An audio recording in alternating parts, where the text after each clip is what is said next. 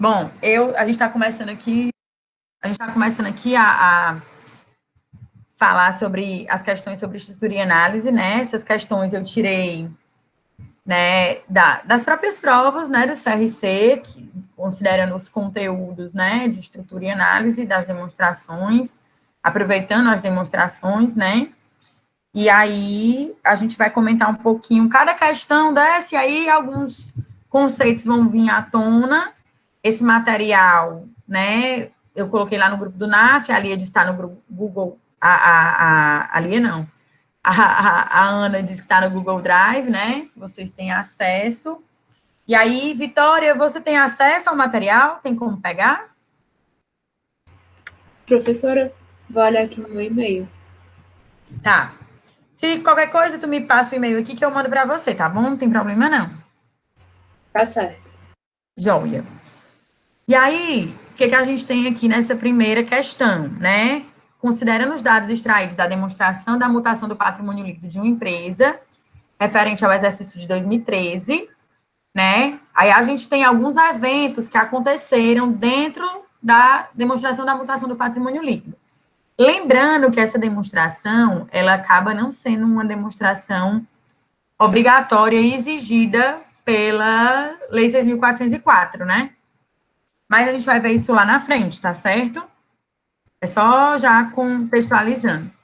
E aí, quais são os eventos que aconteceram? Aumento de capital com reserva, aumento de capital social por integralização, reversão de reserva de contingência, reversão de reserva de lucro a realizar e aquisição de ações da própria empresa, né?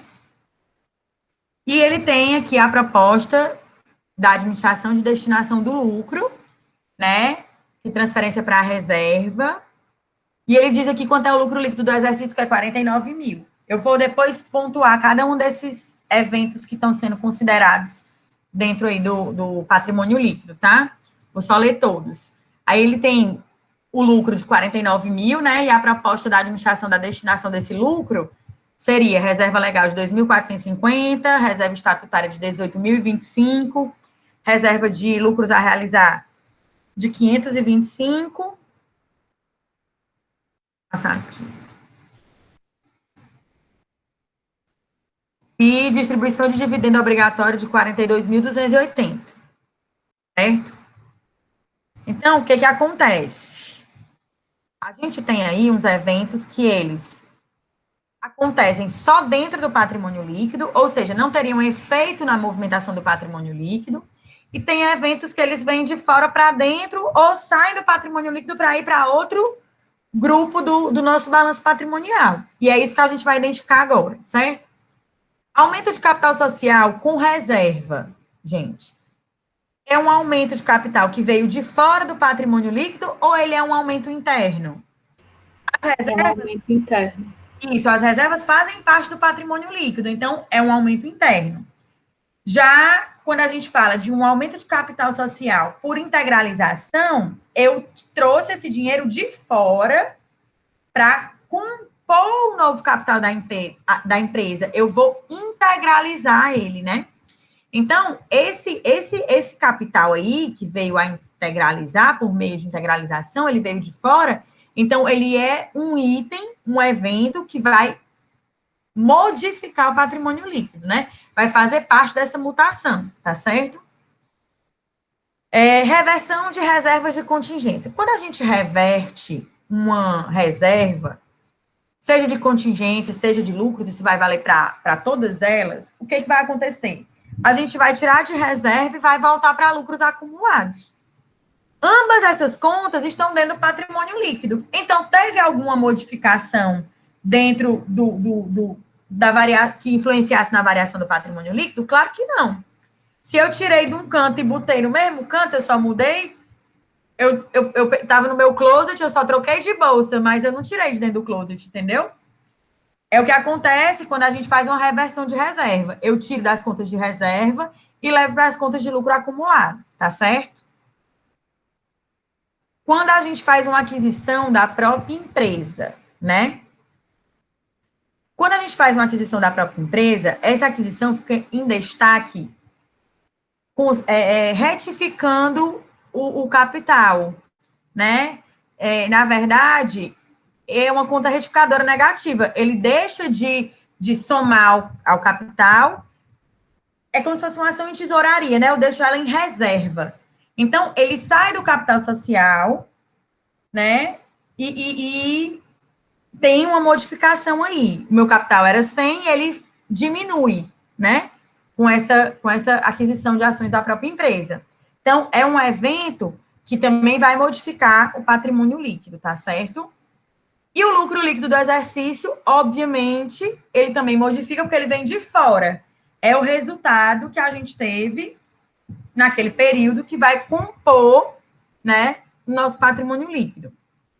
E aí, quando a gente leva o lucro para dentro do patrimônio líquido, as reservas originárias desse lucro, elas não vão ter impacto, né, na movimentação, na variação do patrimônio líquido.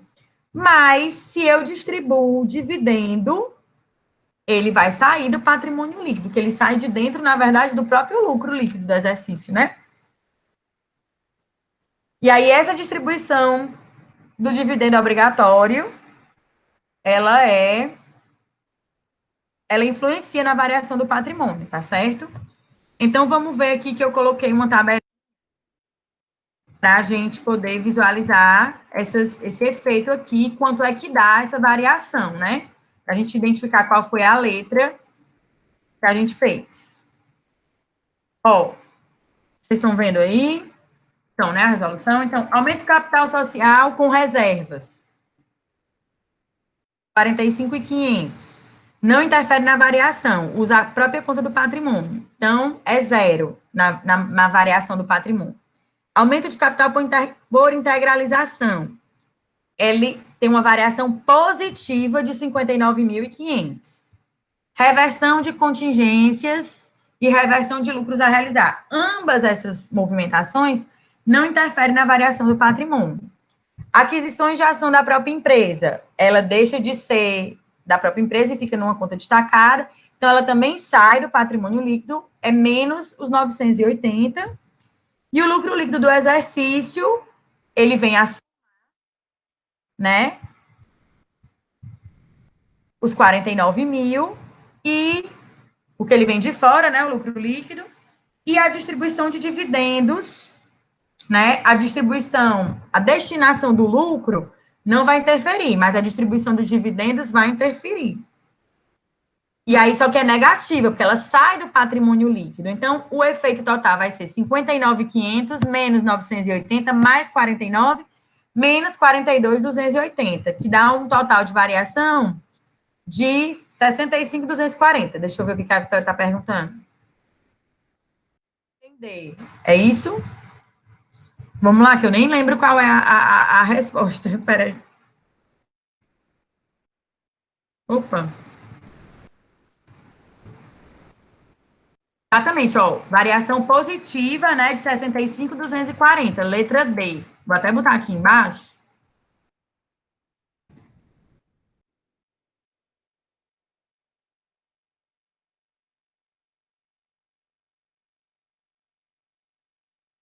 Pronto, Vitória. Obrigada.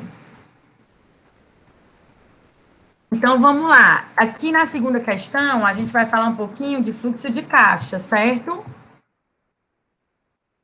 Oi, o Felipe. Olá, professora, boa noite. Tudo, amor. Ó, eu já resolvi uma questão, mas aí qualquer coisa, no final, tu fica, a gente volta para ela, só para falar rapidinho contigo, tá bom? A gente está começando a segunda.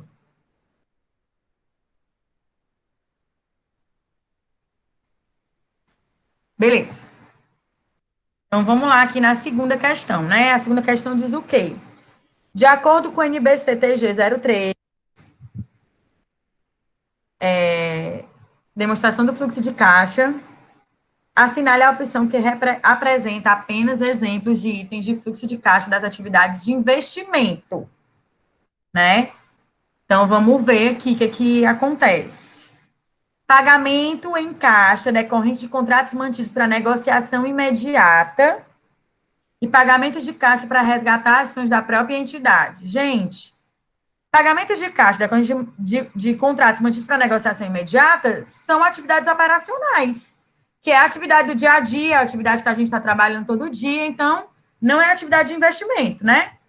Os pagamentos de caixa para resgatar as ações da própria entidade até pode ser considerado atividade de investimento, mas uma é atividade operacional e a outra é atividade de investimento, então, ambos são atividade de investimento, certo?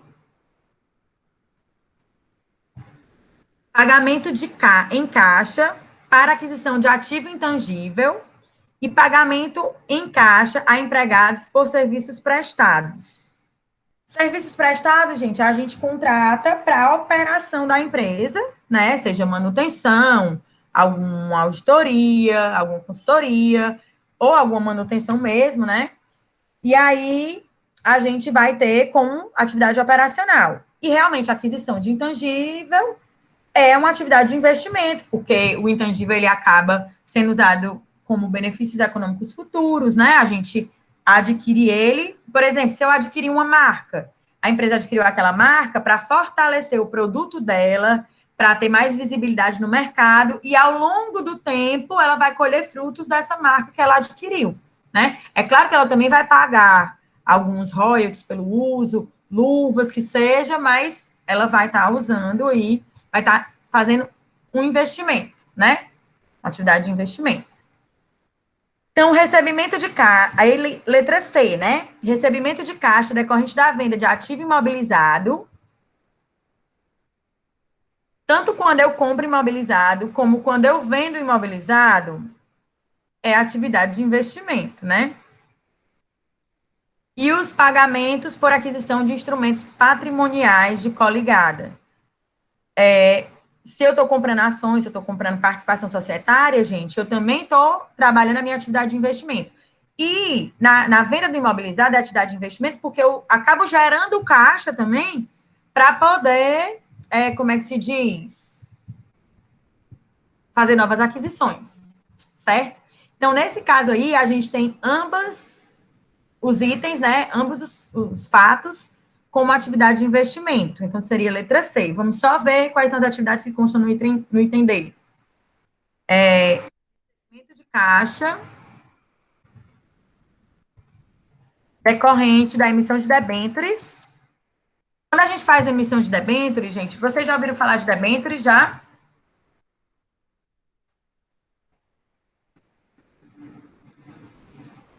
Alguém já ouviu falar de debêntures? Estão tendo a oportunidade de saber o que é, se não sabem.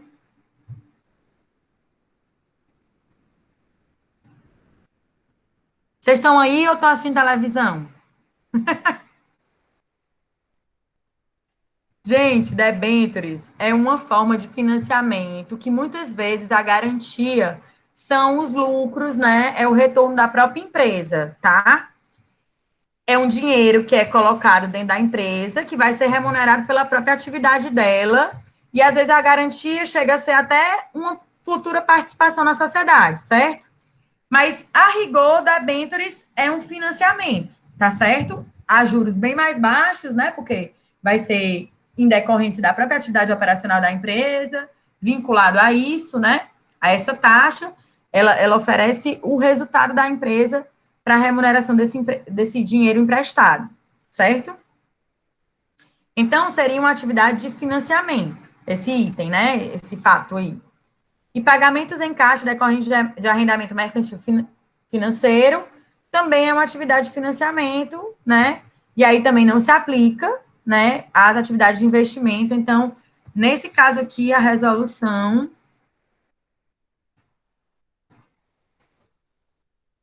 letra C de casa. Tá dando para vocês acompanharem, gente? Tá tranquilo? Sim. Qualquer coisa vocês perguntam, tá? Na hora da debêntures ninguém me respondeu nada, fiquei até confusa. Era só. Professora, aqui meu áudio tá um pouquinho ruim, falhando. Mas eu botei já lá escrevi. É que eu acabo não vendo, porque como tá a apresentação, né? Deixa só eu baixar aqui para poder ficar tudo na mesma página. Depois eu formato. Ai, meu Deus.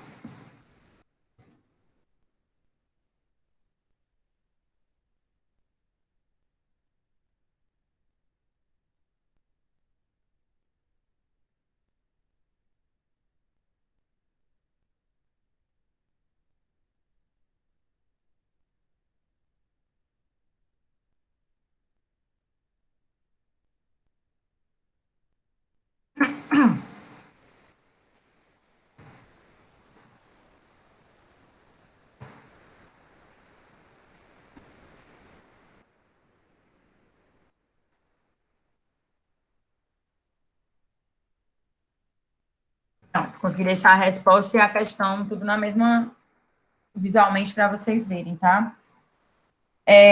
Com base nesses indicadores, a gente vai analisar os indicadores, tá? Esses índices de desempenho aqui, né?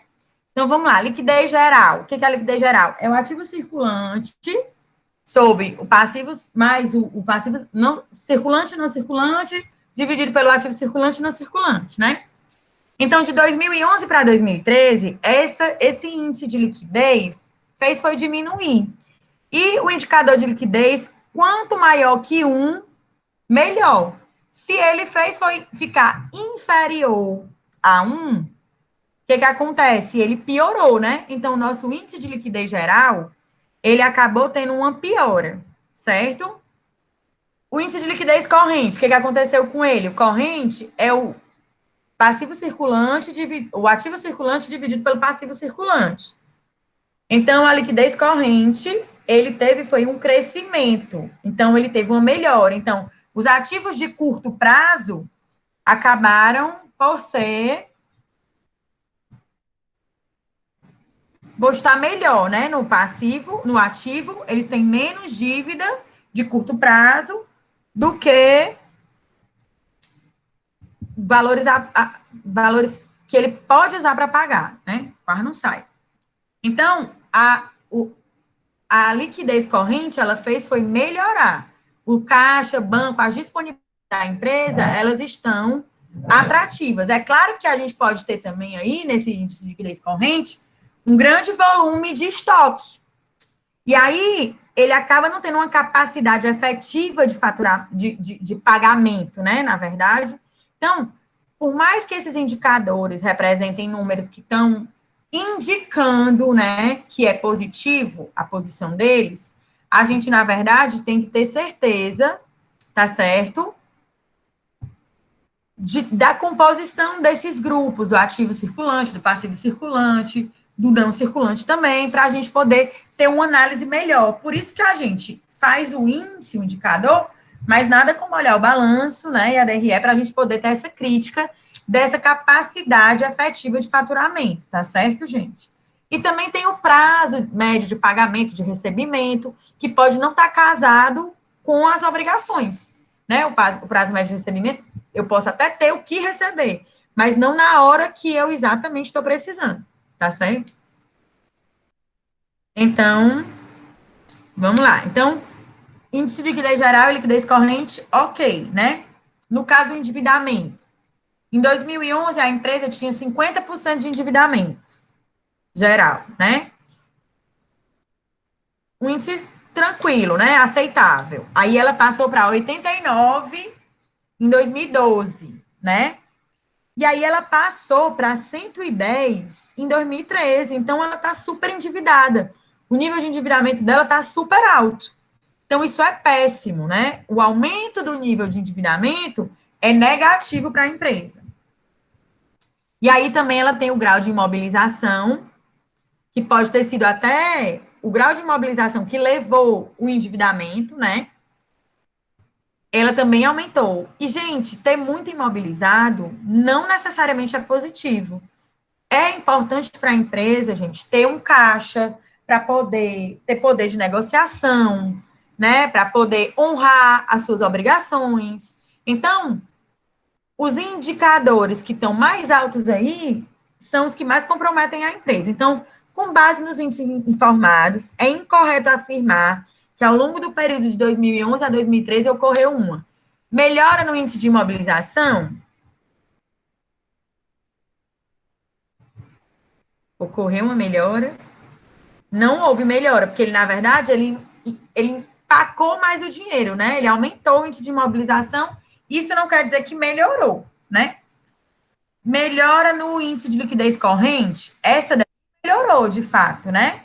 O índice de liquidez corrente, ele teve uma melhora, né? Que é o único que foi melhor, mas ele também é muito subjetivo, né? Não dá para mostrar que a empresa nem está bem com essa melhora. Piora no índice de endividamento, houve uma piora no índice de endividamento. Então, a melhora na imobilização é o que está incorreto. Então, a letra aqui é a letra A, de avião, né? É porque ele quer o incorreto. Olha aí como a questão é pegadinha. Gabarito. A.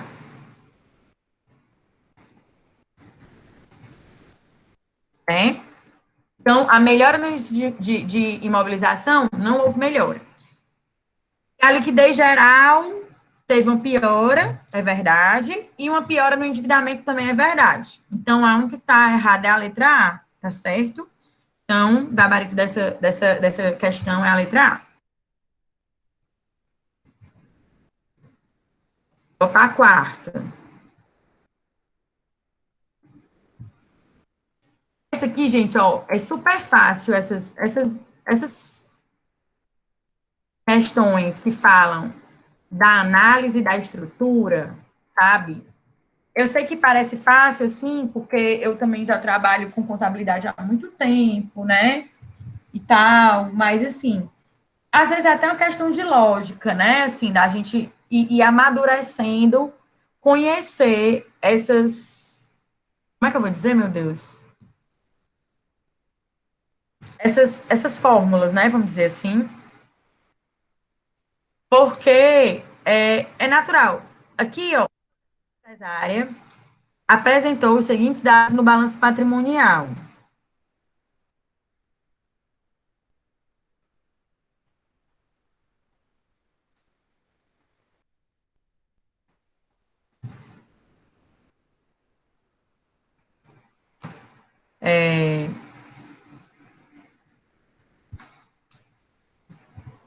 Sociedade empresária apresentou os seguintes dados do balanço patrimonial. Ativo, circulante, não circulante, né? Passivo, circulante, não circulante, patrimônio líquido, né?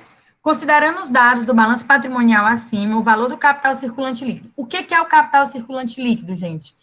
É o ativo circulante menos o passivo circulante. É quanto sobra de ativo para cobrir o passivo circulante. Então, vamos lá.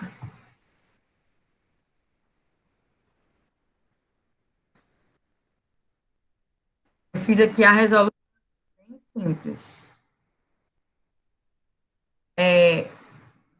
A gente vai ver a resolução, depois a gente vê a letra que é da questão, tá? Então, CCL, que é o capital circulante líquido, é igual a ativo circulante menos passivo circulante. O ativo circulante está lá, 96.800 menos 67 mil, que dá igual a 29.800. Então, vamos ver qual é o item que se corresponde a 17.200, decorrente da diferença entre o ativo não circulante e o passivo não circulante. Não é não circulante, né? Se é o capital circulante líquido, não vamos considerar o não circulante, né? Vamos considerar o circulante. Corresponde a 29.800, decorrente da diferença entre o ativo circulante e o passivo circulante, gabarito letra B, e corresponde a 47 mil, pois o CCL corresponde a recursos próprios do patrimônio líquido, que é uma mentira, e corresponde a 96.800, pois o CCL é o disponível do ativo circulante. Também não é essa a verdade. Então, nosso gabarito.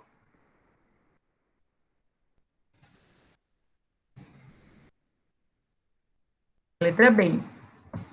Opa, vale? É grito. Ficou claro, gente, essa questão? Simplesinha, facinha. É bom cair se dessas, né? Sim, com certeza.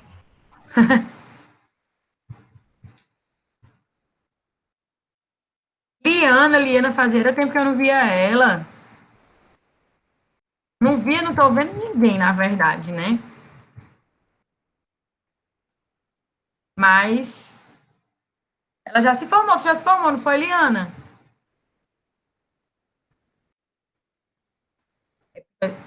Essa apresentação aqui eu não consigo. Beleza. Coisa boa.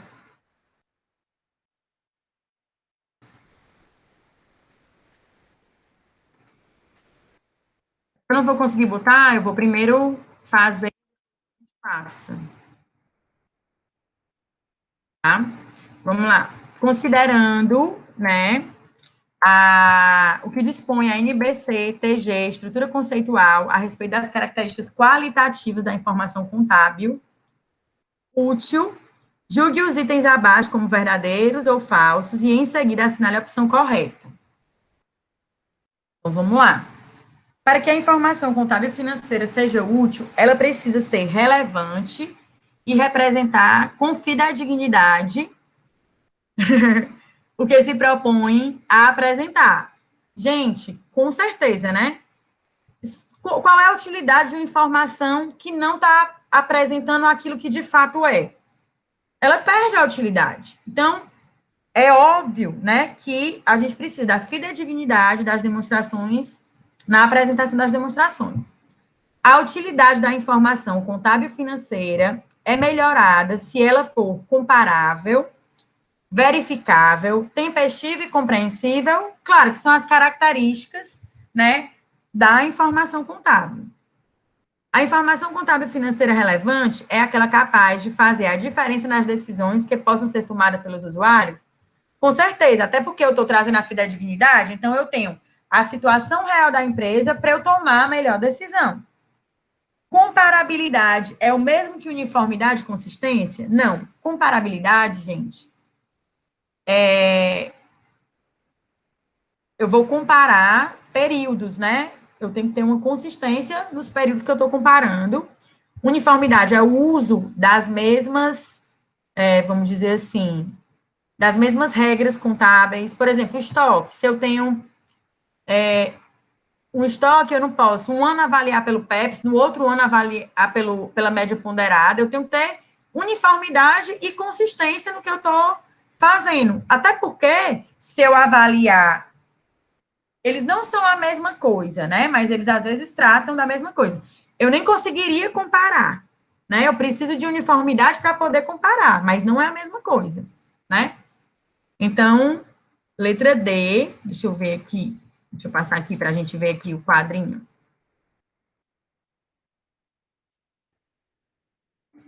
A gente não botou aqui, eu vou botar aqui o gabarito. Gabarito.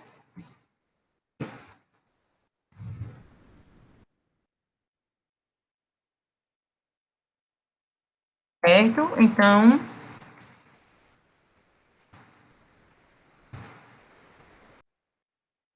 a quinta questão é a letra D. De novo, com relação à estrutura conceitual, né? Considerando a estrutura conceitual básica, né? O que a gente tem? Quando as expectativas provável de geração de benefícios econômicos para a entidade, além do período contábil corrente. O item será reconhecido como? Se for além do benefício contábil corrente, né? O ativo, a expectativa provável de geração de benefícios econômicos futuros para a entidade, né? O ativo.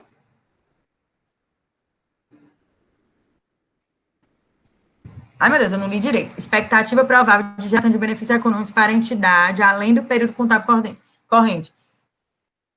Se é considerando o meu período contábil corrente, gente, não é o ativo, porque o ativo eu vou usar para vários períodos futuros.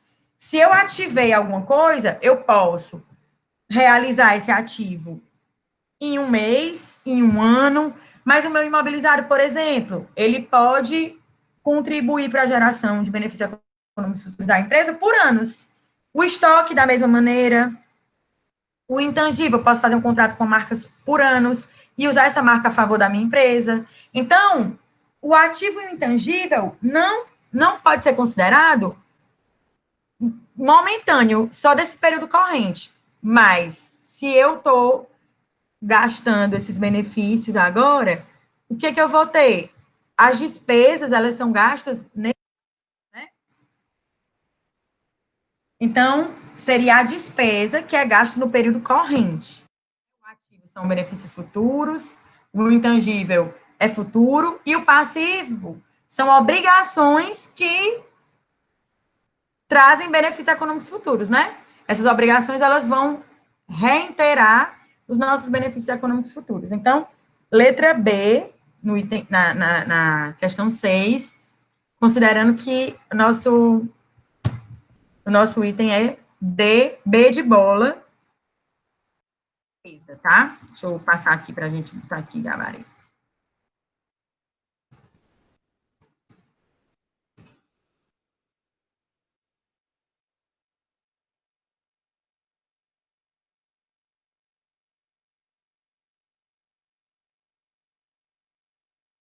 Vocês entenderam, gente, aí?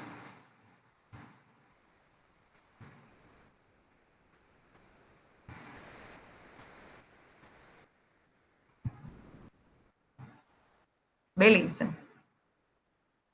É porque o próprio enunciado está confuso. Mas, ó, deixa eu te dizer aqui. É porque o enunciado é que faz a gente confundir.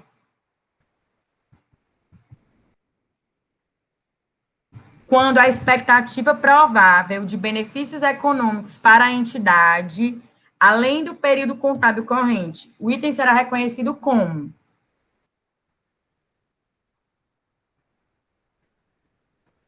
Ele aí está considerando o período contábil da situação. Então, é a despesa, entendeu?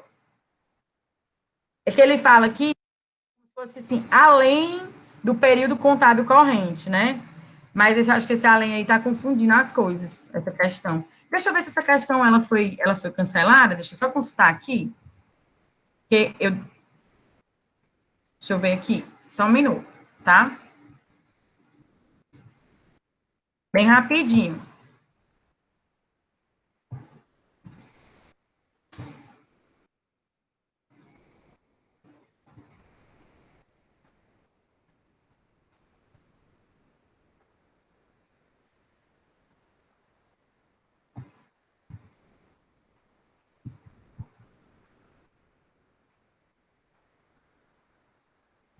Só um minuto, viu, gente? Só a internet aqui também querer contribuir. Internet, computador.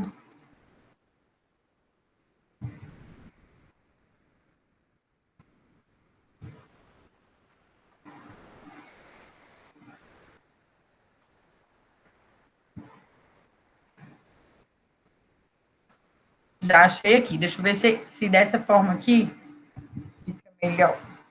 Ela não está cancelada.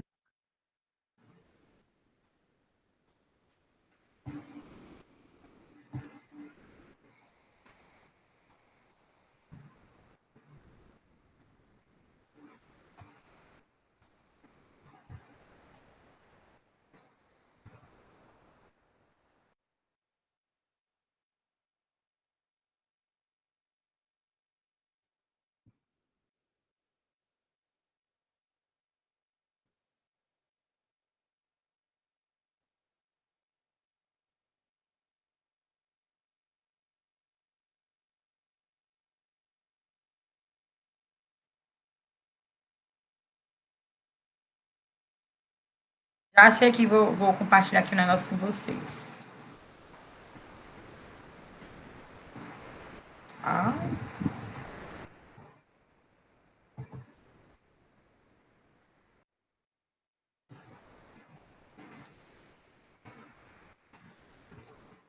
Só um minutinho.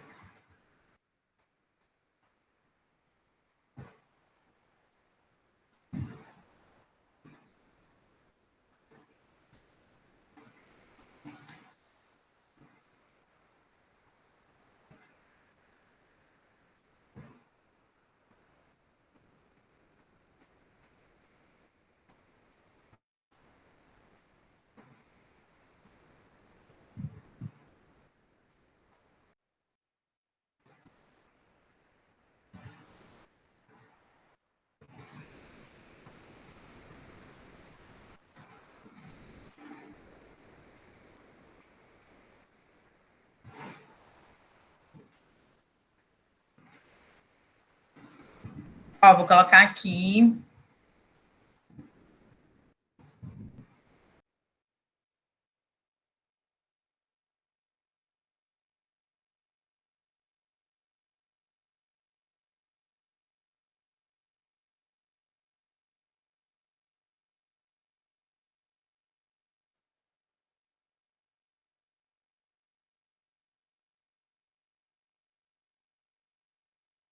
Ó, Felipe, vamos ver se agora fica melhor da gente conversar para tu entender, ó.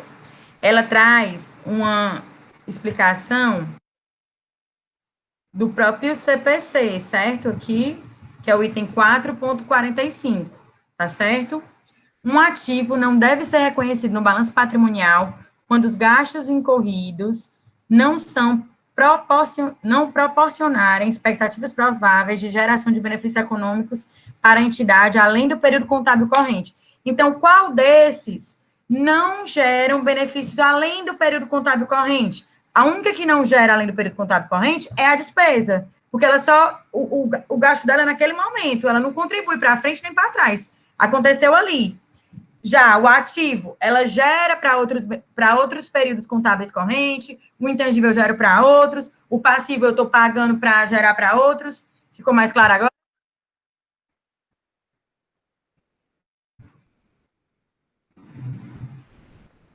Pronto. Beleza. Aqui a gente mata a cobra e mostra o pau. Não tem isso, não. Tem que sair daqui entendido. É porque, justamente, pessoal, é essa questão do CFC, né? A gente, infelizmente, tem essas, vamos dizer assim, a norma, a nomenclatura, que a gente tem que estar atento para não se perder, né? É isso que a gente tem que ter cuidado para não se perder. Beleza? Vamos lá, vamos para a 7ª. Ainda tem mais muito aqui.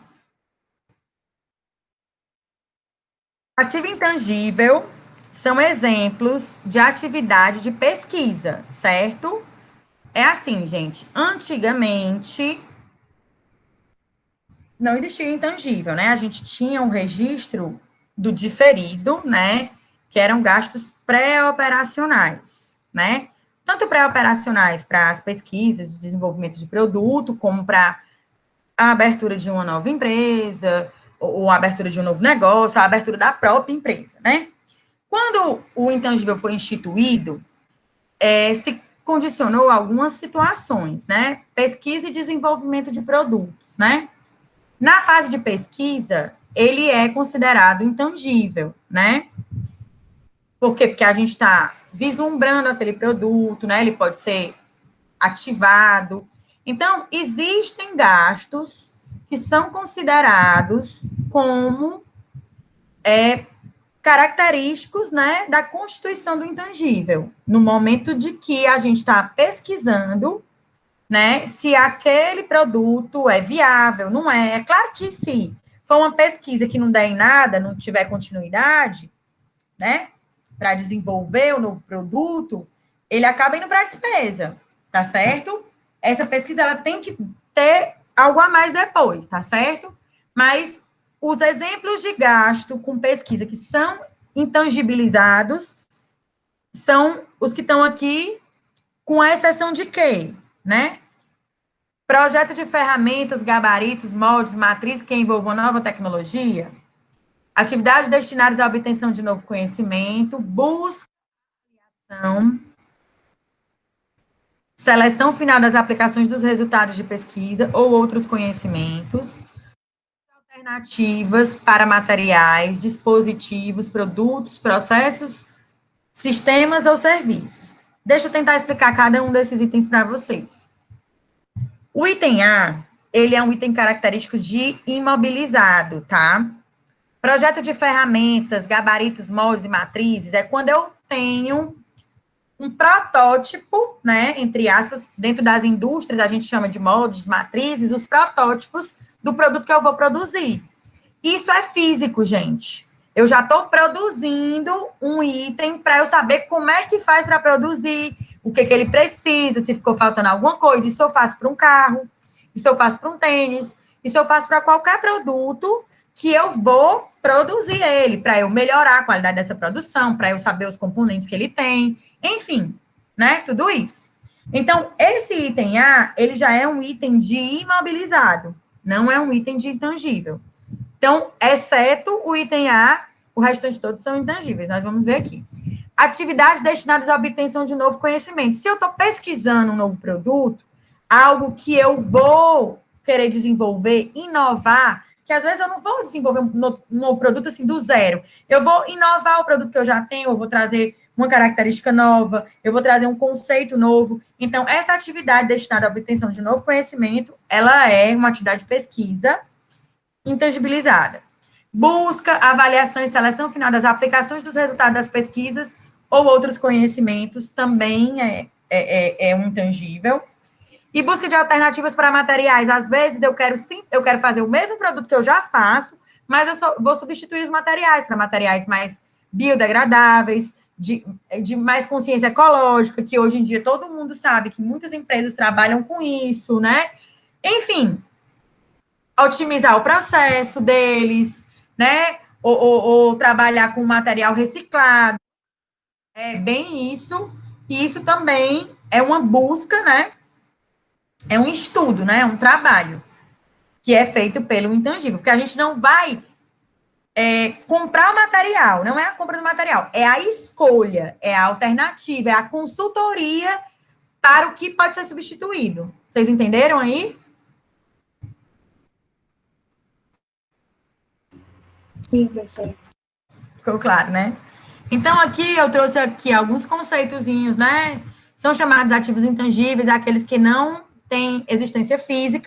Então, projeto de ferramenta, gabarito, molde, matrizes, já não estaria dentro, né? De graça, já não estaria dentro. Direitos de exploração de serviços públicos, mediante permissão, poder público, marcas, patentes, direitos autorais, software, fundo de comércio. Aqui eu botei na letra A, né? Trata-se o desmembramento do ativo imobilizado, passa a contar apenas com bens corpóreos de uso permanente. E um ativo intangível deve ser reconhecido apenas se for provável que os benefícios econômicos futuros esperados atribuídos ao ativo são gerados em favor da entidade e o custo do ativo possa ser mensurado. Tudo isso aqui que a gente falou pode ser mensurado. Aí eu botei aqui, né? Cada um deles que é o imobilizado, intangível, enfim. E aí a letra é a letra A, o gabarito, né?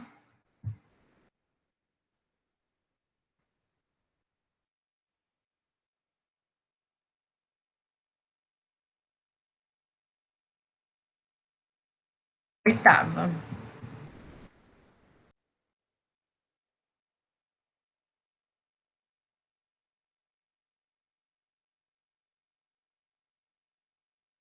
Ó, em relação ao tratamento dado ao valor dos dividendos e juros sobre capital próprio durante o exercício, considerando a NBCTG 03, né, demonstração do fluxo de caixa, permite tratar os dividendos. Aí aqui, né, ele está querendo saber como dentro do fluxo de caixa é possível tratar os dividendos e os juros sobre capital próprio, tá, gente? A rigor, os dividendos e juros sobre capital próprio, ele acaba sendo uma atividade de financiamento, porque eu estou remunerando o sócio que emprestou o dinheiro para a empresa, que ambos, né, eles estão sendo tratados como remuneração do sócio, tá certo? De quem aplicou o capital na empresa e está sendo ressarcido, vamos dizer assim, né? Então, considerando a NBCTG 03, eu até posso, ele permite que eu trate os dividendos e juros sobre capital próprio como atividades operacionais, tá certo? Principalmente juros sobre capital próprio.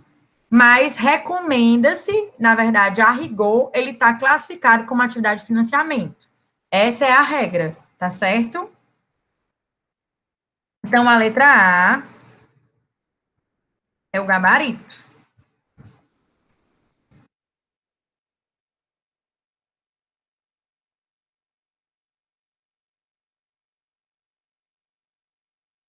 Ok para vocês? Isso aí tem que saber, né? tem que conhecer um pouquinho de cada uma das atividades. As atividades operacionais é muito aquilo que a empresa trabalha no dia a dia, contas receber, contas a pagar, cliente fornecedor, impostos, né, estoques, movimentação de estoques, movimentação de alguma aplicação financeira que não esteja considerado como caixa equivalente caixa, né? Isso tudo aí é atividade da operação da empresa, despesas que foram pagas aí ao longo do período, tá certo? Assim, na verdade, o resultado já traz isso, né? E aí a gente teria isso e teria na atividade de investimento, seriam aquisições ou venda de imobilizado, aquisições ou vendas de investimento, aquisição ou venda de intangível, né? Aumento de capital, né?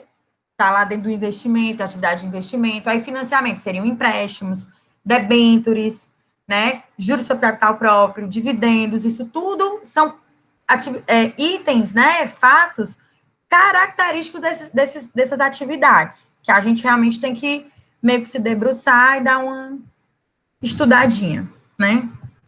Que de tanta gente tanto fazer, a gente acaba aprendendo, decorando, né? Que a gente acaba aprendendo mesmo. A gente pensa que não vai aprender nunca, mas a gente aprende. A gente aprende tanto que não deixa ninguém enrolar a gente.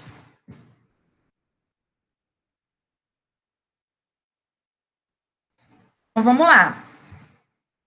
Aqui, de acordo com o NBCTG 27, imobilizado, né? Julgue os itens abaixo como verdadeiros ou falsos. Verdade. Verdadeiros ou falsos. E em seguida assinale. Eu tô tentando toda hora tirar esse negocinho aqui para poder ver os comentários de vocês subindo. E não tá saindo. O bicho volta. Teimoso. Então, vamos lá. Abaixo como verdadeiro ou falso. E em seguida assinale a opção correta. A depreciação é reconhecida mesmo que o valor justo do ativo exceda seu valor contábil, desde que o valor residual do ativo não exceda seu valor contábil. O valor residual não tem como ser maior que o seu valor contábil, até porque ele é parte do valor contábil, né? O valor residual é um percentual ali, no máximo 5% do valor contábil, né? E é claro que a depreciação ela tem que ser reconhecida independente do valor justo, porque o valor justo, muitas vezes, a sua grande maioria, ela não está registrada na contabilidade, né? É apenas uma informação. Então, é verdadeiro. Reparação e manutenção de um ativo evita a necessidade de depreciar.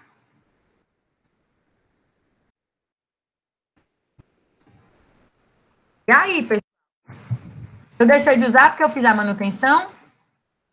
Falso, né? Porque, na verdade, eu fazer a manutenção só me garante que, mesmo eu usando, ele está em plena condição de uso. A questão é mais essa, né? Na verdade, ele se mantém em condição ótima, né? Vamos dizer assim, de uso. Tá certo? O valor depreciável de um ativo deve ser apropriado de forma sistemática ao longo da sua vida estimada. Vamos ler de novo aqui. O valor depreciável de um ativo deve ser. Deixa eu ver aqui. Com certeza. Às vezes, pessoal, esse valor depreciável, ele vai seguir a vida útil, né? Hoje a gente tem essa possibilidade. Anteriormente, a 2008, né? A gente tinha que seguir os índices, né? Vamos dizer assim, de os indicadores, as taxas fiscais, né, de depreciação.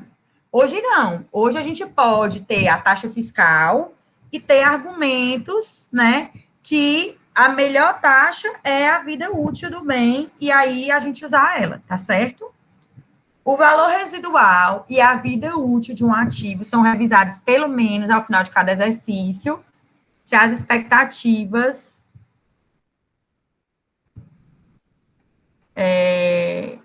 diferirem das estimativas anteriores à mudança, deve ser contabilizado com retificação e erro de períodos anteriores. Gente, a gente não pode ficar mudando a condição do bem, né? Imagina, se toda hora eu definir que vai mudar, não, a vida útil dele era 2 anos, não, agora é 5, os resultados vão sair tudo doido, né? Eu tenho que saber o que eu estou fazendo, é uma diretriz, né?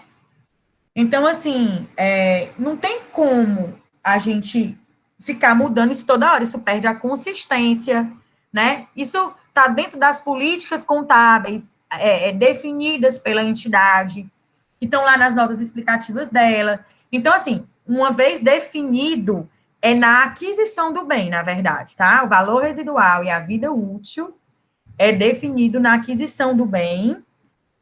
Assim, o único momento que poderia ser revisado é na aquisição do bem, no sentido assim, se eu comprei o mesmo bem, eu poderia, no novo bem, mudar. Mas, seria nesse momento. Mas eu devo estabelecer um padrão de conduta, né, para os bens de maneira geral, as categorias, carros, instalações, edifícios, edificações, entendeu?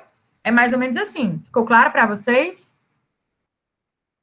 Então, verdadeiro, falso. É a letra C de casa. Tem 9.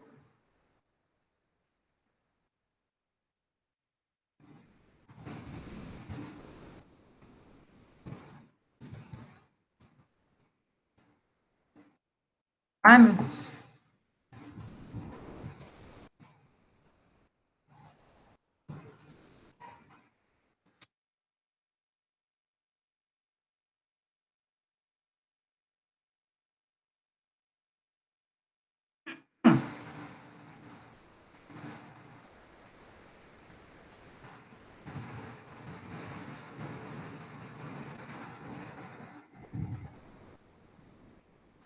Em relação à demonstração das mutações do patrimônio líquido, MPL, julgue os itens abaixo como verdadeiros ou falsos, em seguida, assinale, né, a opção correta, tá certo? Então, vamos ver aqui o que a gente tem como...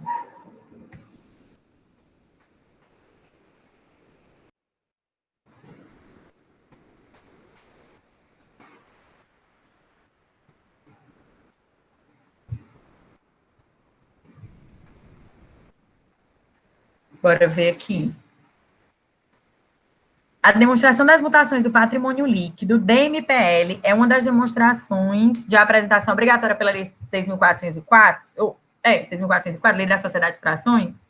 Gente, infelizmente, né, a DMPL, muito mais completa do que a DLPA, ela não é uma demonstração obrigatória, mas como ela é mais completa e a DLPA acaba estando dentro dela, ela é apresentada. Vocês entenderam, né? Então, a rigor, pela lei, ela não é uma demonstração obrigatória. Até coloquei aqui, ó, no item 1, coloquei o artigo 176, que traz as demonstrações obrigatórias. Quais são as demonstrações obrigatórias? Balanço patrimonial, demonstração dos lucros ou prejuízos acumulados, DLPA, demonstração do resultado do exercício, demonstração do fluxo de caixa e a demonstração do valor adicionado. E ainda tem um inciso aqui que tem as notas explicativas, ela também faz parte do conjunto das demonstrações, tá? Então, para vocês verem, né, como às vezes a gente se confunde, né? De tanto a gente apresentar uma coisa, a gente pode até achar que a DMPL é uma demonstração obrigatória. O próprio exame de suficiência trata dela mais do que muitas demonstrações, né? E ela nem é obrigatória. Mas ele aborda muito ela. O item B aí a demonstração das mutações do patrimônio líquido poderá substituir a demonstração de lucros ou prejuízos acumulados, pois as informações apresentadas de DLPA fazem parte da DMPL, que é o que eu já tinha dito, né? A DMPL evidencia quais contas sofrerão alterações e os respectivos montantes que deram origem às transformações ocorridas no patrimônio líquido. Com certeza, né? Mostra tudo, verdadeiro, falso, verdadeiro. E falso, né? Ele fala aqui, gente, nesse último item, que ele trata dos acionistas, né? A demonstração da mutação do patrimônio líquido deve evidenciar apenas as alterações ocorridas no patrimônio líquido relativo à parte dos acionistas não controladores. Na verdade, são os não controladores e dos controladores. Na verdade, traz dos dois, né? Ele traz o patrimônio líquido como um todo, tá certo? Então, a gente tem falso, verdadeiro, verdadeiro e falso. Gabarito B. Felipe já me ajudando aqui.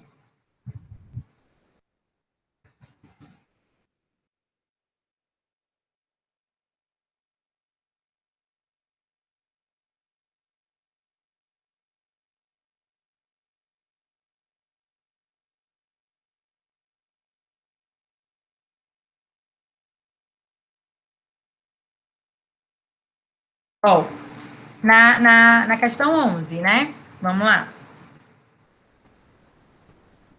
Vitória que disse que tem B. Me ajudando. De acordo com o NBC, TG, Estrutura Conceitual Básica, né?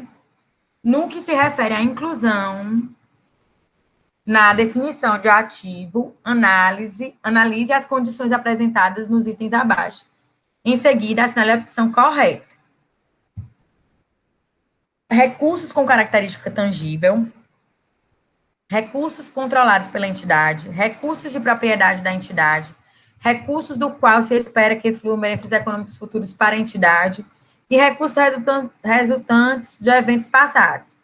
Então, vamos ver aqui, de acordo com o NBC-TG, estrutura conceitual, são condições necessárias para o reconhecimento do ativo, os requisitos apresentados apenas em quais itens. Então, vamos entender quais são os requisitos necessários para o registro do ativo, né? Tem aqui.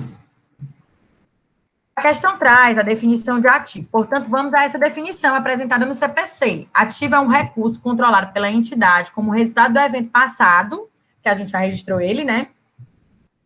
E do qual se espera que fluam futuros benefícios econômicos para a entidade. Vamos, então, analisar as opções. 1. Recurso com característica tangível. Incorreto. O ativo pode ser também intangível, né? A gente acabou de ver numa questão ali que a gente tem bens que não são corpóreos, são contratos, né? Então, ele não só tem característica tangível. Recurso controlado pela entidade. Correto. É a primeira característica dele, né? Ativo é um recurso controlado pela entidade. A entidade tem o poder sobre esse recurso de negociar, de vender, enfim, fazer qualquer coisa que ela quiser com ele. Recurso de propriedade da entidade. Incorreto, pois o ativo pode possuir apenas o controle do recurso e não a propriedade. Quando a gente fala de intangível, a gente tem o direito de uso, né? A gente não é apropriado daquela marca. A marca é de outra pessoa e a gente está usando, né? Então, nem todo ativo é propriedade, né? É controlado, mas não é propriedade. Então, o item 2 é correto, o item 3 é incorreto. Então, o item 2 até agora está dentro do conceito de ativo. O recurso do qual se espera que fluam benefícios econômicos futuros para a entidade, com certeza, é uma característica do ativo, né? E recurso resultante de eventos passados também é correto. Então, o item 2, 4 e 5. Então, o gabarito é a letra C de casa, para questão 11. Deu certo para vocês, gente? Questão 11. Beleza.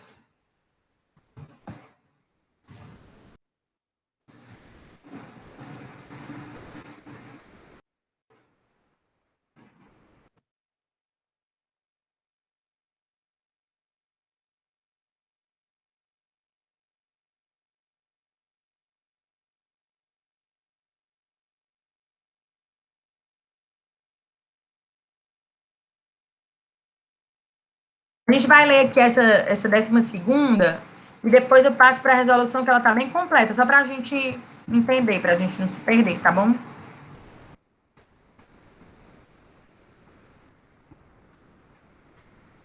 Foi mesmo. Tá rápida mesmo. De acordo com a definição de ativo constante na NBC, TG, estrutura conceitual, julgue os itens abaixo como verdadeiros ou falsos. E, em seguida, assinale a opção correta. Um bem do imobilizado que não tenha mais condição de ser usado e nenhum interesse do mercado por sua aquisição sob qualquer forma deve ser mantido no ativo até que seja descartado fisicamente. Falso, né? Se ele não está mais em condição de ser usado, nem o interesse do mercado para sua aquisição, ele tem que ser descartado mesmo. Ele deve ser mantido? Não, ele deve ser descartado fisicamente, né? Os bens sobre arrendamento financeiro não devem ser reconhecidos nas demonstrações do arrendatário, mas nas demonstrações do arrendador, devido ao fato de não haver ocorrido transferência legal do bem, sendo facultado ao arrendatário apenas o seu uso e não a possibilidade de vendê-lo até que se obtenha a propriedade. Não é bem assim, tá? Vamos já responder. Vamos só ler aqui. A alteração do uso de ativo pode provocar a alteração na capacidade de geração de fluxo de caixas futuros. Esse fato, todavia, não deve ensejar a revisão do seu valor recuperável, uma vez que não lhe foi provocado nenhum dano. E os ativos são mensurados com base no custo histórico. São mensurados no custo histórico, mas eles têm que ser testados, né? Recuperados. Saber se eles têm valor de recuperação, sim, com certeza. Considerando-se que os principais recursos capazes de gerar benefícios econômicos futuros são os conhecimentos das pessoas, ainda que atualmente a possibilidade de se reconhecer ativos intangíveis. Se uma determinada empresa tiver desenvolvido uma equipe com forte capacidade de sinergia com o mercado, que lhe permita gerar diferencial competitivo, deve reconhecer esse item seu ativo, já que é resultado de eventos passados? Também não, né? Mas vamos ver aqui a situação, né? Os conceitos aqui que a gente tratou.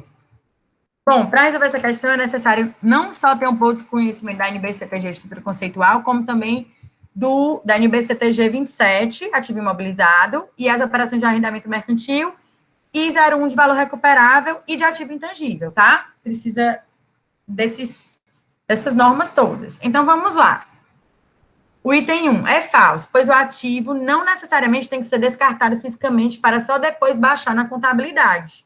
A partir do momento que ele não está mais em condição de uso, ele já pode fazer essa baixa.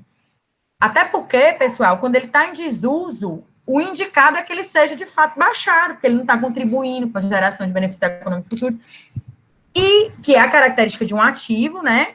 E também, pessoal, é o princípio de um ativo. E como é que eu vou dizer para vocês, meu Deus? A norma que pede para que a gente faça a avaliação da recuperabilidade, ela diz justamente isso. Quando eu faço a recuperabilidade, eu estou lá avaliando se aqueles bens que estão lá no ativo eram para estar lá ou não. Então, se eu tenho que fazer isso todo ano, como é que eu vou deixar ele até alguém tirar ele? Não é assim. Eu sei que ele não está usando, então eu vou baixar ele, pronto. Né?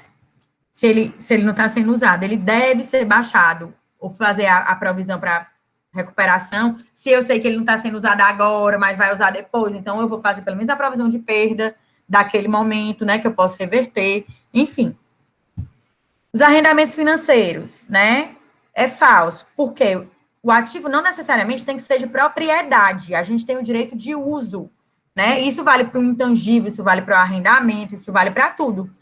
Gente, se a gente não fosse reconhecer os arrendamentos financeiros nos ativos das companhias, as empresas aéreas não teriam nenhum avião para dar manutenção. Porque todos aqueles aviões são arrendados. É possível eu ter uma operação que não tem o principal condutor ali para operar? Muitas máquinas que várias empresas compram, às vezes elas compram em caráter de arrendamento. E elas são responsáveis pela manutenção das máquinas, etc, etc. Então, vamos lá. Pois o que importa é o controle. É ele que define quais são os voos, é ele que define qual é a produção daquelas máquinas. Então, é isso que faz a diferença. Não, até porque o banco quer que ele continue pagando, né? Então, no caso do arrendamento financeiro, o arrendatário é quem controla o recurso, tem a responsabilidade sobre ele, sobre os riscos, perdas e manutenção, tá? E o mesmo não sendo de sua propriedade, deve reconhecer como ativo. Ficou claro, né? Isso aí é uma pegadinha super conhecida, viu? Para ser tratada nessas provinhas, tá? No caso dos fluxos de caixa, né? É falso, pois se a alteração do ativo provocar mudança significativa na capacidade de geração de fluxo de caixa, é preciso ter uma revisão desse valor recuperável, até porque a gente revisa isso anualmente para justamente identificar essa mudança, né? Se não fosse preciso identificar essa mudança, a gente não fazia o teste de recuperabilidade anualmente, né? Obviamente. E aí, na quarto item, né?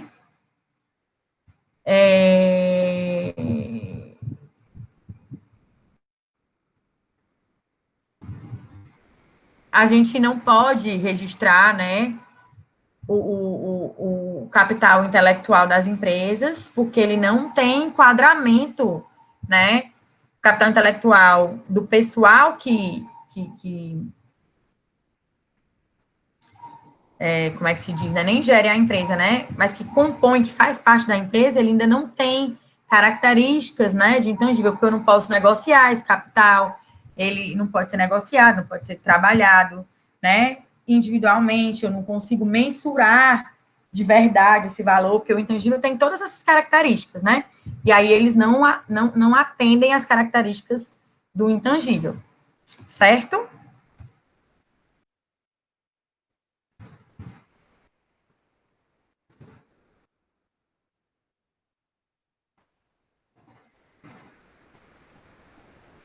Claro, gente? A décima segunda. Show. Beleza. Essas questõezinhas aí é minha área, né? Porque eu trabalhava com relação com investidores, né, nas grandes empresas, então todos esses processos de registros, né, e tudo, acabam fazendo parte do dia a dia, né, da contabilidade. E das notas explicativas, balanço, DRE, que é o que eu fazia mais lá. Então, vamos lá. Com relação à demonstração dos lucros e prejuízos acumulados, da LPA, julgue os itens abaixo como verdadeiro ou falso e, em seguida, assinale a opção. Demonstração da mutação do patrimônio líquido poderá ser incluída na demonstração dos lucros ou prejuízos acumulados, a qual é mais abrangente que a anterior, é o inverso, né, gente? Aí está trocado. Então, esse item está falso, né? Quando a entidade evidenciar o resultado de suas destinações nas notas explicativas, está obrigada de publicar a demonstração de lucros ou prejuízos acumulados?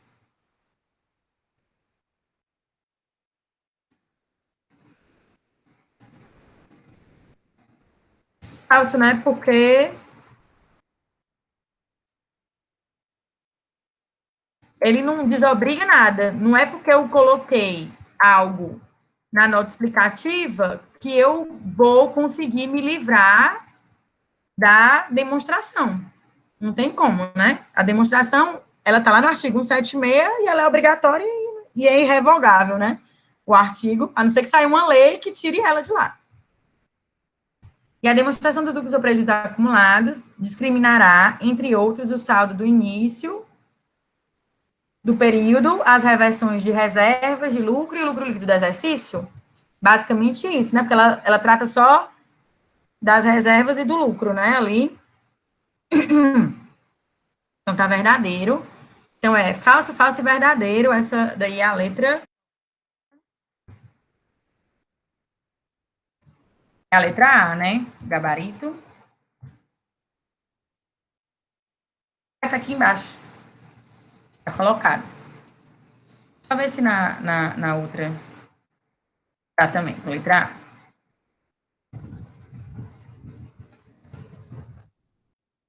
Engraçado como a gente pega um monte de questão com a mesma letra, né?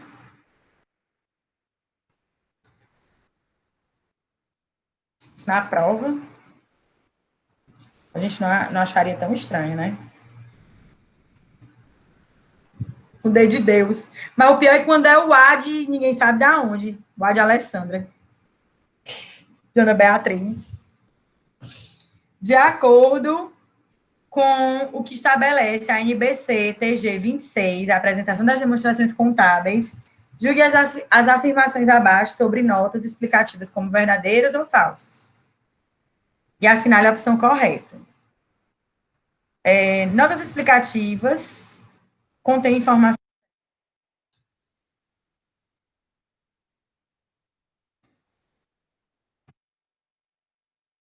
Contém as informações adicional em relação à apresentada nas demonstrações contábeis.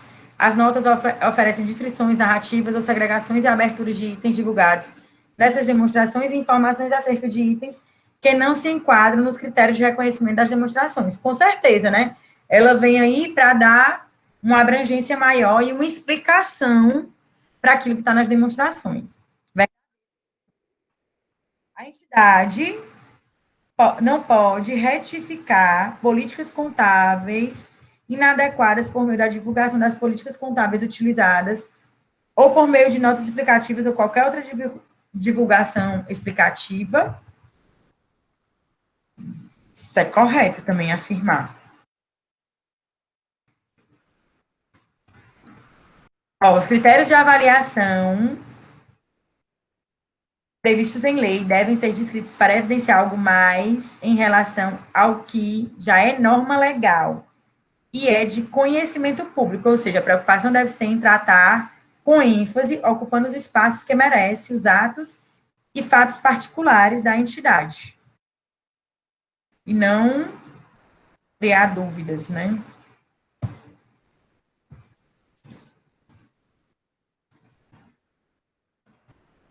Entidade cujas demonstrações contábeis estão na maior parte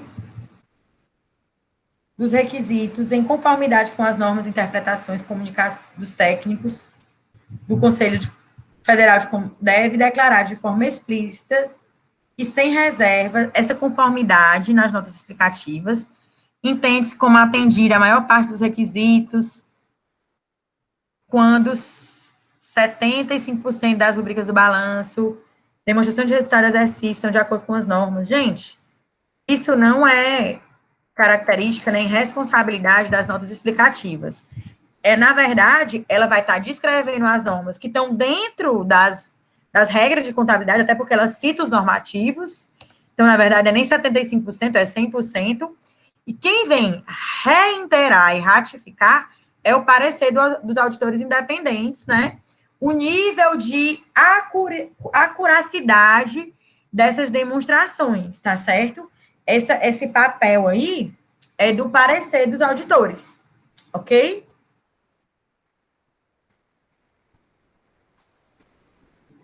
Ok? Vamos ver como é que ficou aqui. Letra D, porque é verdadeiro e falso. Letra D, de dado.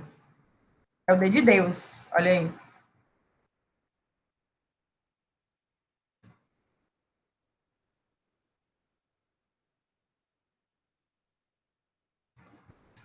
Aqui na 15ª.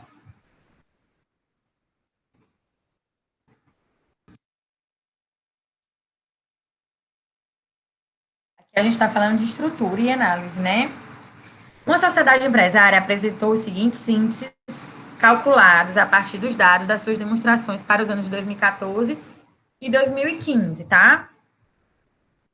Então, rentabilidade do ativo, 14,15, rentabilidade do patrimônio líquido, 14,15, endividamento, giro do ativo, margem líquida, liquidez corrente.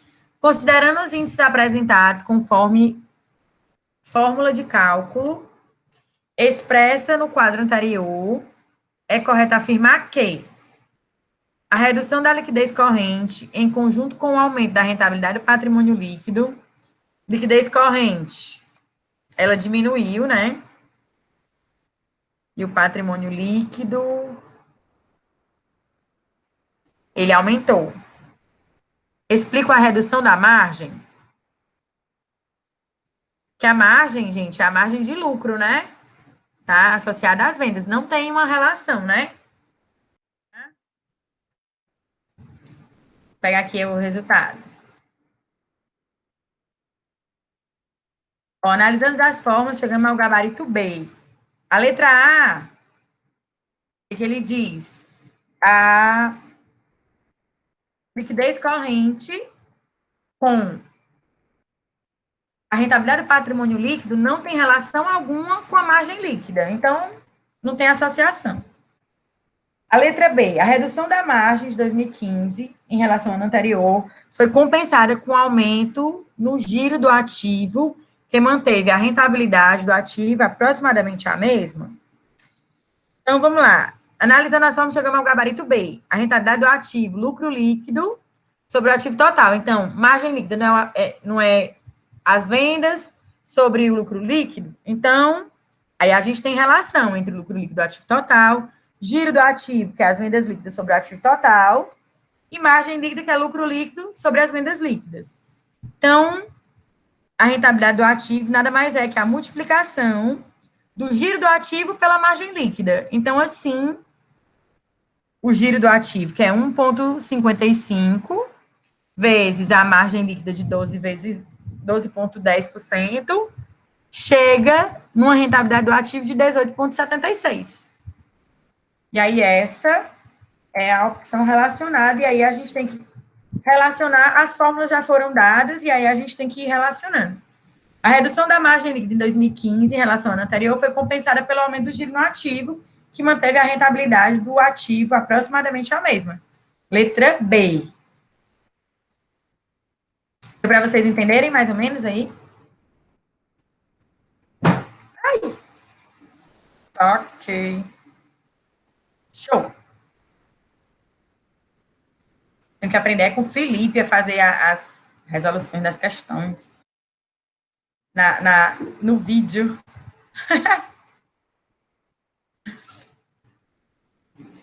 15ª.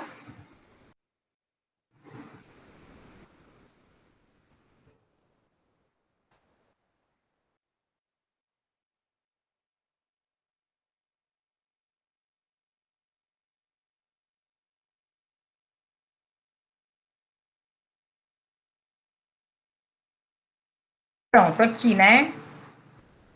Ele dá aqui para a gente o balanço patrimonial e ele quer saber qual é o índice aqui que está correto, né?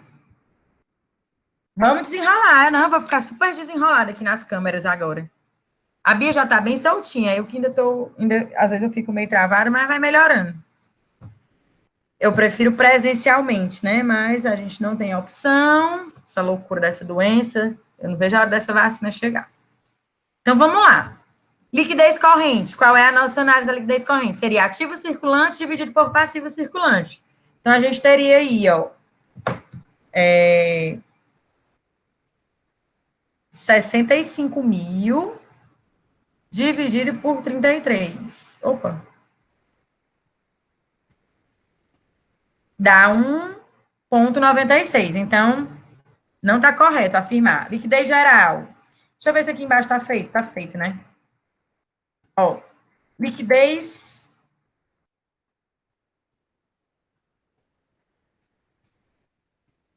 Ele só botou a liquidez seca aqui, né? Que é a que dá o gabarito, né? A liquidez corrente dá mais. A liquidez geral seria... Vamos somar aqui, que a gente já está aqui. Dá 95 dividido por 45. Dá 2,11 de liquidez geral. E aí a gente tem qual é o outro?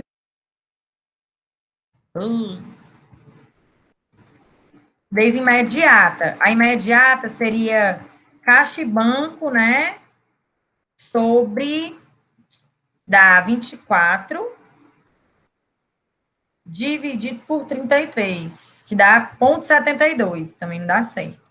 E aí a seca está calculada aqui embaixo, seria o ativo circulante menos estoque, dividido pelo passivo circulante, 65 menos 23, 42 dividido por 33, dá 1,27, letra D de dado. Ou seja, nós temos que conhecer os indicadores de liquidez corrente, liquidez seca, né? Será que vocês vão conseguir pesquisar enquanto estiver fazendo essa prova? Não é online, né, ela? que vocês acham?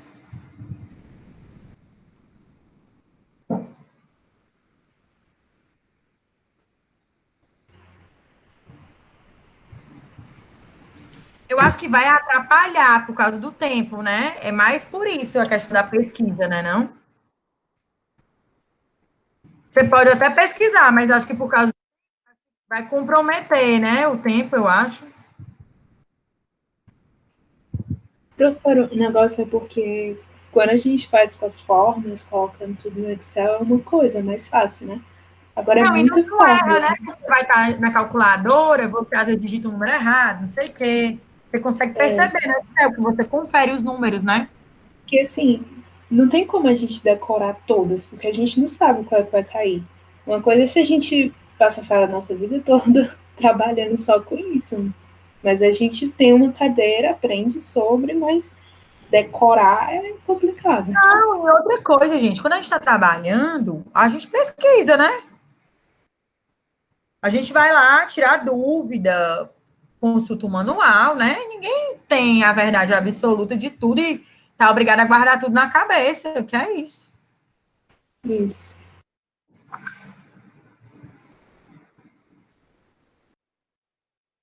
Aí porque vai ter um tempo, né? Vai ter um cronômetro, é, Felipe?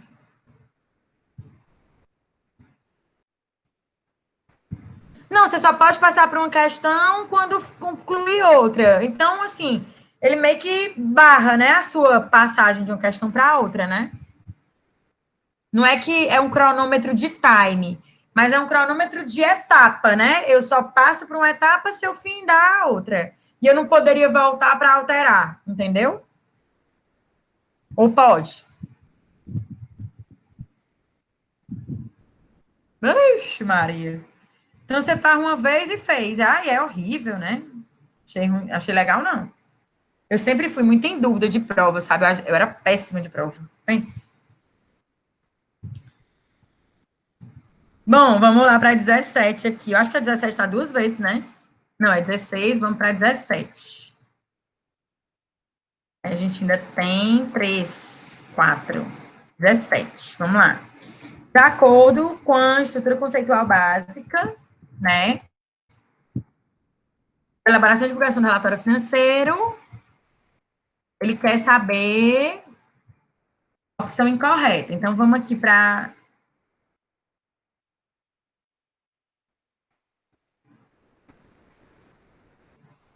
Ó, na letra A, ativa um recurso controlado pela entidade como resultado de eventos passados e do qual se espera que fluam futuros benefícios econômicos para a entidade. Esse é o conceito de ativo tranquilo. Passivo é uma obrigação presente da entidade derivada de um evento passado, cuja liquidação se espera que resulte na saída de recursos da entidade capaz de gerar benefícios econômicos. Beleza. Patrimônio líquido é o interesse residual nos ativos da entidade depois de deduzir todos os seus passivos. Tranquilo. E receitas são o aumento dos benefícios econômicos durante o período contábil que resultam em diminuições do patrimônio líquido. Não. Se a receita é aumento de benefício, ela não pode ser redução do patrimônio líquido, né, gente? Vamos combinar. É confuso. Então, vamos ver aqui a resposta já.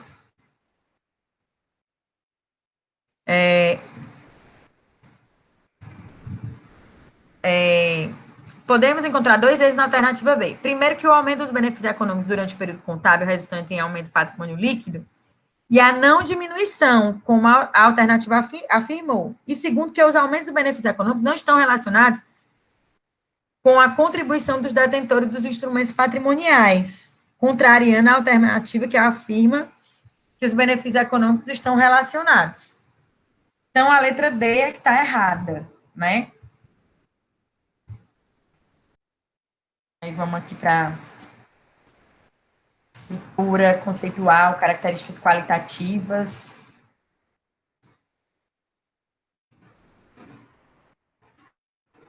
Ó, vamos lá. Lendo o enunciado, podemos perceber que a questão inverteu os conceitos. O correto seria dizer que as características qualitativas fundamentais são relevância e apresentação fidedigna. fidedigna, e não a comparabilidade, verificabilidade, tempestividade e compreensibilidade, pois tornam a informação útil. A utilidade da informação contábil financeira é melhorada se ela tiver comparabilidade, verificabilidade, tempestividade, compreensibilidade e não relevância e apresentação fidedigna. Que se propõe a representar.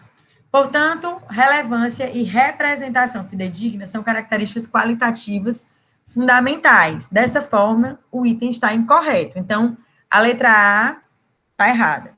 Na alternativa B, apresentou o texto do CPC 00, QC6. A informação contábil financeira relevante é aquela capaz de fazer a diferença nas decisões que podem pelos usuários, e a informação pode ser capaz de fazer a diferença em uma decisão, mesmo no caso de alguns usuários decidirem não levar em consideração ou já tiver tomado ciência de sua existência por outras fontes. Portanto, o item está correto. A alternativa C também foi parte do texto do CPC. As características qualitativas de melhoria podem também auxiliar a determinar qual de suas alternativas, que sejam consideradas equivalentes em termos de relevância e fidedignidade, de representação, devem ser usadas para tratar um fenômeno. E dessa forma, o item está correto. E a alternativa que trouxe os itens do CPC 00 e o item QC 7, a informação contábil financeira é capaz de fazer a diferença nas decisões se tiver valor preditivo, com formatório ou ambos. E a parte do QC8, a informação contábil financeira, coisa estranha. Tem valor preditivo se puder ser utilizado como dado de entrada em processos empregados pelos usuários para predizer futuros resultados. E a alternativa está correta. Então, a única alternativa errada é a A, né? E ele quer o item correto, então a gente tem o item A como incorreto, certo? Ficou claro?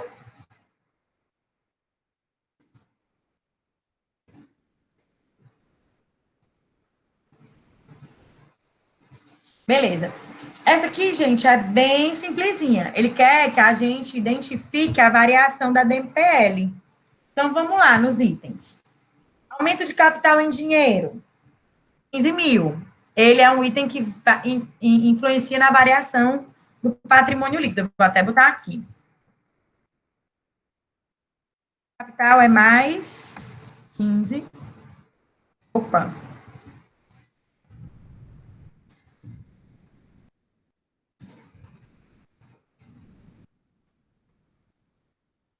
Aí, ele tem aquisição de ação da própria empresa. Como a gente está tirando a ação da própria empresa, vai ser menos 3.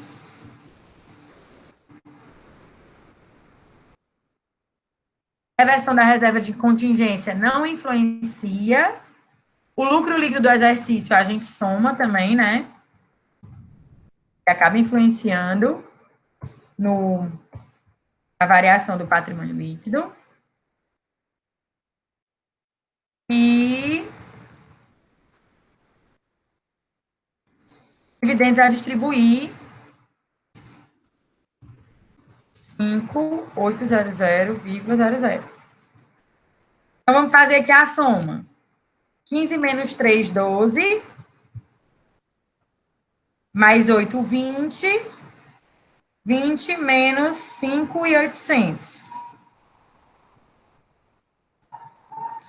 14.200.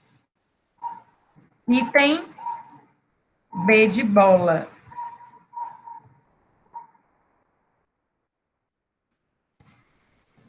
Ficou clarinho aí, gente, para vocês? Ai, foi? Olha aí.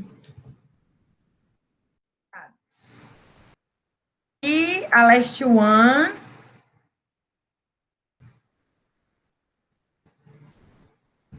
Simplesinha. Conjunto completo de demonstrações contábeis não inclui. Fluxo de caixa inclui. Resultado abrangente. que ele fala do conjunto completo, segundo o CPC 26, né? É a demonstração da origem e aplicação de recursos que ela também não tem. Foi a de ontem, então pronto. Letra C, que é a do A, que ela foi extinta, não temos mais ela, nem na exigência da lei 6.404, né? Nem na... Como é que se diz, meu Deus? E nem no CPC 26. Certo? Foi substituída pela DFC, exatamente. Gente, eu espero que vocês tenham gostado, tenha surtido aí, contribuído alguma coisinha para vocês, né? Ajudado vocês de alguma... a rememorar, né? Alguns dos conceitos, né? Falar sobre fluxo de caixa um pouquinho, que a gente, às vezes, né, deixa de lado. Eu vou colocar de novo lá no grupo, tá, Felipe? Lia, o meu e-mail, eu vou colocar aqui meu e-mail, me manda para eu te responder?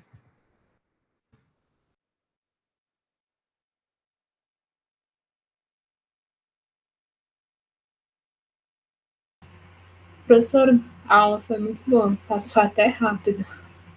Foi mesmo. Aí já são 9 horas, né? E a gente até que começou 7 e pouco, né? Isso. Eu que agradeço vocês, gente. Foi ótimo, viu? E, assim, teve uns que estavam meio coisadinho, mas a gente resolveu, né? O importante é resolver. Isso aqui vale, certo? E ficar claro para vocês, tá certo? E qualquer coisa, eu estou à disposição também. Se vocês precisarem, manda aí um e-mail que eu respondo com essas questões. Eu vou colocar lá no Unifa Online. Se também, Lia, eu não sei se tu tem meu telefone, se tu quiser pedir, eu também passo, tá certo? Não tem problema, não. Meu telefone é 996... Ale, tá gravando, vai aparecer aí seu telefone. Só cuidado. É mesmo? Vixe, não, mas aí, agora eu já botei. Não, aqui ele não fica, no texto ele não vai aparecer. Eu estava falando só para você não falar. Mas eu falei tudo, eu nem sei se eu falei não, tudo. não. Eu interrompi na hora. Interrompeu, né? Tá certo. Porque a gente tem que ter segurança, né? Com as informações a gente nunca sabe, né? Exatamente. Que é pior, né? Pessoal, só passando para lembrar, antes da mensagem final aí da professora, e vocês, é claro, né, deixarem aí alguma mensagem que queiram, para a gente não esquecer de divulgar para vocês que o nosso projeto, a nossa agenda CFC, se encerra amanhã, não se encerrou hoje. Amanhã vocês vão receber o link para a sala do Zoom do professor Oswaldo. Não sei se vocês o conhecem, do curso Ninjas, né? Professor Oswaldo Marques. Então, amanhã vocês vão receber o link, a coordenadora, a professora Alexandra Siebra, vai enviar para vocês, tá certo? Beleza, eu tô colocando aqui. Quem quiser me pedir, pode pedir. Tá? Também. Viu, Lia? Pode ficar. Vale-me Deus. Liana, você está recebendo as mensagens da professora Alexandra? Ela vai mandar para aquele conjunto de e-mails que ela está enviando o link. Felipe, eu coloquei lá no grupo, tá? Ah, não tá? Então, faz o seguinte, envia o teu e-mail aqui, que eu peço para ela incluir lá no hall de e-mails, tá bom? Coloca o teu e-mail aqui no chat. Se mais alguém não estiver recebendo também, que aí a gente encaminha para a professora. Não tem o e-mail da Unifor mesmo não, né, Lia? Tá bom, então. Eu vou encaminhar esse e-mail para a professora Alexandra. Tá bom? Muito obrigada pela participação de vocês. Obrigada, viu? Boa noite para vocês. Beijão e semana que vem começa a luta, viu? Para todos. Boa noite. Para cima.